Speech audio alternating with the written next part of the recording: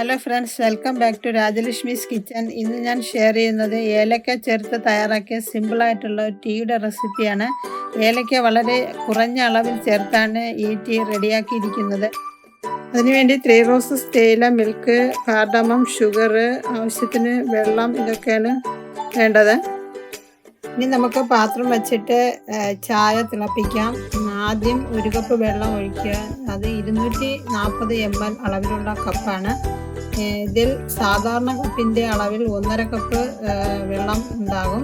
അതേ കപ്പിൽ തന്നെ 1/2 കപ്പ് മിൽക്കും ഒഴിക്കുക. ഇത് ടോണ്ട് മിൽക്കാണ്. ഇതേ അളവിൽ എടുത്തു കഴിഞ്ഞാൽ 2 കപ്പ് ചായ റെഡിയാക്കാൻ സാധിക്കും. അത് നമുക്ക് ലോ ടു മീഡിയം ഫ്ലെയിമിൽ വെച്ചിട്ടാണ് ചൂടാക്കേണ്ടത്. പാലും വെള്ളവും ഒന്ന് ചൂടായി വന്നതിന് ശേഷം അതിലോട്ട് 2 ടീസ്പൂൺ തേയില ചേർക്കാം. തേയില ഇട്ടതിന് ശേഷം ഫ്ലേവറിനായി 1 ഏലക്കയാണ് ഞാനിവിടെ ചേർക്കുന്നത്. അത് ഇങ്ങനെ കൈ കൊണ്ടൊന്ന് ഇങ്ങനെ മുറിച്ചിട്ടാൽ മതിയാകും. കൂടുതൽ ഫ്ലേവർ ആവശ്യമാണെങ്കിൽ 2-3 എണ്ണമൊക്കെ ചേർക്കാവുന്നതാണ്. പക്ഷേ 1 ഏലക്ക ചേർക്കുമ്പോഴാണ് ചായക്ക് കൂടുതൽ ടേസ്റ്റ് തോന്നിയിട്ടുള്ളത്. അതുകൊണ്ടാണ് ഇതേ രീതിയിൽ ഉണ്ടാക്കുന്നത്. നമുക്കിനി അതിലോട്ട് ഷുഗർ ചേർക്കാം. 1 ടേബിൾ സ്പൂണാണ് ചേർത്തത്. 1 മുതൽ 1.5 ടേബിൾ സ്പൂൺ വരെ ചേർക്കാവുന്നതാണ്. അതൊക്കെ അവരുടെ മധുരത്തിനനുസരിച്ച് ഷുഗർ ഇടുന്നതാണ് നല്ലത്. ഇനി നമുക്കത് നല്ലൊന്ന് ഇതുപോലെ ഇളക്കി മിക്സാക്കി എടുക്കണം. ലോ ടു മീഡിയം ഫ്ലെയിമിലാണ് വയ്ക്കേണ്ടത്.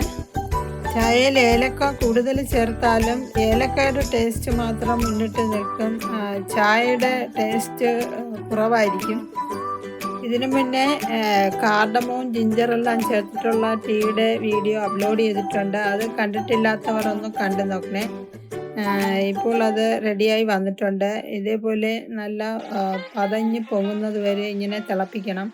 ഈ സമയം നമുക്ക് അത് ഹൈ ഫ്ലെയിമിലോട്ട് ആക്കാം. എന്നാലേ അത് നല്ലപോലെ പതഞ്ഞ് പൊങ്ങി വരികയുള്ളൂ. ഇപ്പോൾ ചായ ഏകദേശം റെഡിയായിട്ടുണ്ട്. ഇതേ രീതിയിൽ തയ്യാറാക്കിയിട്ടില്ല എങ്കിൽ ഒരു തവണ ഒന്ന് തയ്യാറാക്കി നോക്കണേ, തീർച്ചയായും ഇഷ്ടപ്പെടും.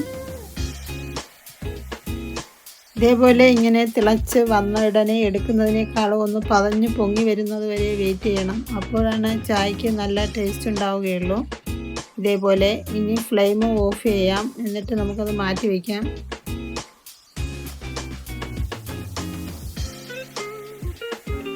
ഫ്രണ്ട്സ്, എൻ്റെ ഈ വീഡിയോ കുറച്ച് പേർക്കെങ്കിലും ഉപകാരപ്പെട്ട് കാണുമെന്ന് വിചാരിക്കുന്നു.